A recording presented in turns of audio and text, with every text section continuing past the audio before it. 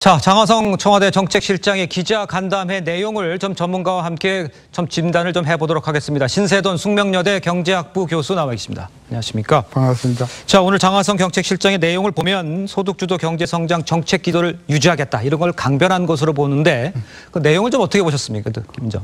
일단 두 가지인데요. 예? 하나는 그동안 소득주도 성장이 뭐냐 굉장히 말들이 많았거든요. 그렇죠. 장하성 실장이 확실하게 이번에 정의를 내렸습니다. 첫째, 가계소득을 늘리겠다. 예. 둘째, 가계의 지출을 상당히 부담을 줄여주겠다.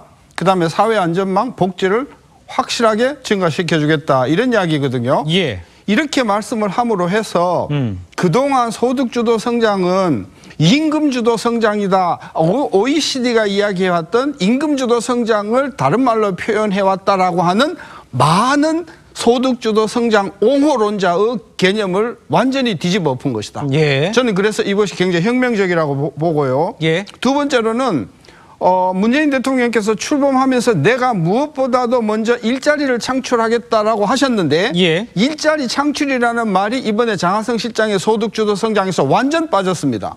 따라서 예. 앞으로 아마 일자리위원회도 예. 소득주도 성장위원회로 바꾸고 예. 일자리 성장 그 상황판도 소득 상황판으로 바꿔야 할 정도로 이번에 그 발표는 굉장히 저는 의미가 크다고 봅니다. 교수님이 언급해 주신 일자리 창출 문제가 빠졌다. 이게 이렇게 얘기를 해 주셨는데 이게 일자리 창출 가장 중요한 일인데 빠졌다. 뭐 의도가 있었다고 보십니까? 아니면 뭐가 바뀐 겁니까? 어떤 의미라고 봐야 됩니까? 일단은 지난 한 13개월 동안 예. 정부가 거의 뭐 50조에 가까운 재정을 투입을 했음에도 불구하고 예. 그리고 뭐 일자리 로드맵 있었죠. 그다음에 그 작년도 말에 나오는 2018년도 경제 운영 방향이 있었죠. 예. 그다음에 금년 6월에 있었던 하반기 경제 운영 방향이 있었죠. 예. 산업 정책 방 그 모든 정부의 정책의 일자리가 핵심 자리를 차지했었는데 네. 성과가 이렇게 나지 않으니까 저는 이번에 슬그머니 빼버린 게 아닌가 그런 생각이 많이 드네요. 그렇군요. 자, 지금 상황에서 보면은 시간이 부족해서 아직 성과가 나지 않고 있다 이런 얘기를 많이 하고 있는데 그 말에 대해서는 어떻게 생각하십니까?